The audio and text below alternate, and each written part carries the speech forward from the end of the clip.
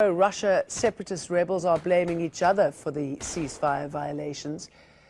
Trump also phoned Ukrainian President Petro Poroshenko and promised to restore peace. But between commitments to support the Ukrainian leadership in Kiev and improving relations with Putin, it remains to be seen what Trump will do. Pro-Russia rebels fired artillery shells into the government-held town of Avdiivka a few days ago, despite the warring sides vowing to withdraw heavy weaponry from the area. Thousands of town people got caught in the crossfire. They're without water and electricity. They bombed my house. I have no words. I'm crying all the time. I suffered 2 heart attacks. I lost sight on my left eye. I don't hope for anything. I started my life under Stalin, but I've never seen such a mess. We've fallen really low. Let the fighting continue, even if it is scary, because at least here you feel normal, like yourself, whereas in Western Ukraine we are nobodies, we are refugees. They say you're a person who caused the war. You caused it and now you pay for it. That's what they say. Republican Senator John McCain is among those who see the latest developments in Ukraine as Vladimir Putin testing Trump's resolve in Europe. In a letter addressed to the US President, McCain said that this surge of attacks began the day after he talked with you by phone is a clear indication that Vladimir Putin is moving quickly to test you as a commander-in-chief.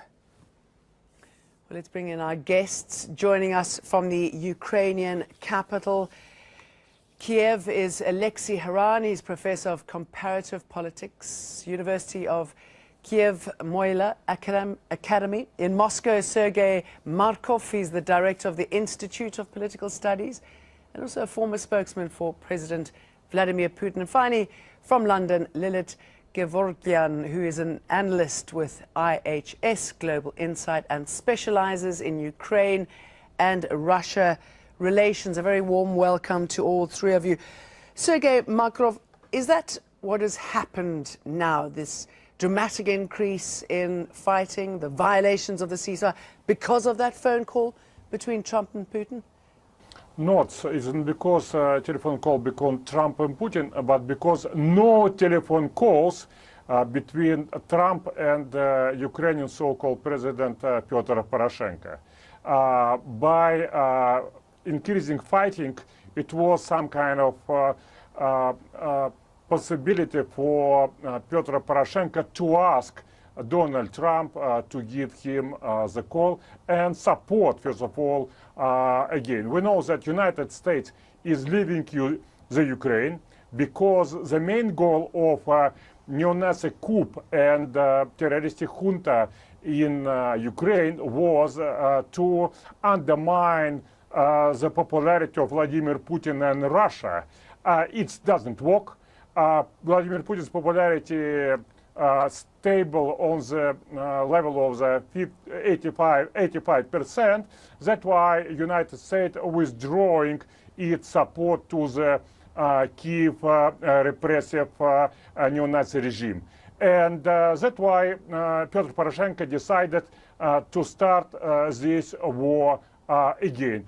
But we hope that nevertheless new administration of the United States, so as European Union, will repeat and repeat to Petro Poroshenko just only one program. Minsk II should be fulfilled. Kiev should immediately stop any fighting. Kiev should adopt the law on the election on Donbass, and Kiev must start immediately direct negotiation with leaders of the appraisal anti-fascist Donbass. Okay, you raised many points there. Let me bring one in with Alexei Haran. This latest increase in violence, I'll go back to my original question, is it because of that phone call, or, as Sergei is saying, is it because Poroshenko wants it to happen that way? Listen, first of all, it's very difficult to speak in such a tone when one side is accused of being neo-Nazi, terrorist junta, and so on and so forth. Do I look like neo-Nazi? Listen, this is a crazy tone for discussion because what we have in Kiev, this is democratically elected government, which is recognized by all the countries of the world. And definitely it's not for Russia to teach us about democracy. We know what is a democracy, so-called democracy in Russia. We know pretty well about that. So first of all, I would urge my partner from Moscow to refrain from such words, because these are Russian regular troops which are on Ukrainian territory and which are killing Ukrainians. Now, as to your direct question, well, we don't know exactly what happened during the phone calls and what was the Putin decision, but perhaps this is one way for Putin to test the ability of a Trump administration to react. How strong is he? So this is one of the versions. Definitely it's not in Ukrainian interest to destabilize the situation because we are losing lives. We are losing lives, and because we are a democratic society, it's very well escalated, although I have to say it's controlled escalation, is a way of controlling the country. All right, Sergei, so what then is Russia's end game as far as Ukraine is concerned? I mean, do they like the status quo? Does it serve them well, or do they want more? Of course, Russia does not like such situation very much, because what we have in Ukraine, we have a violence of de-Russification of the Ukraine. Ukraine, you know, it's mostly a Russian country. If you go to the banks and ask what kind of language people use in Ukraine when they want to get money from the banks, you know but that it's still, whatever you say, it is still Ukrainian. I'm saying Ukraine is mostly a Russian country. It's mostly Russian speaking. And Kyiv is first in many centuries a Russian capital. What we have? We have an attempt of de-Russification of the Ukraine.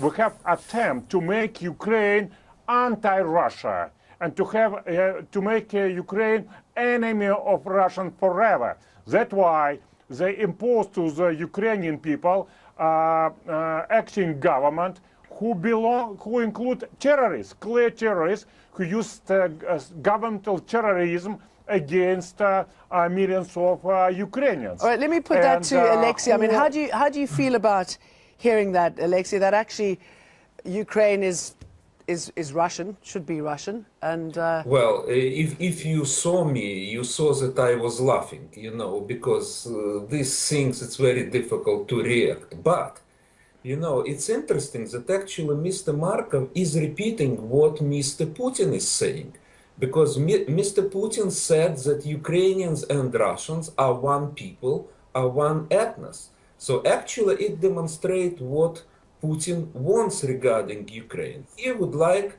to, do you hear me? yes, carry on. Do you hear me? Yeah, so he would like to actually restore some kind of the Soviet Union with Ukraine as part of it. He doesn't recognize the right of Ukrainians to be a nation and to decide by themselves.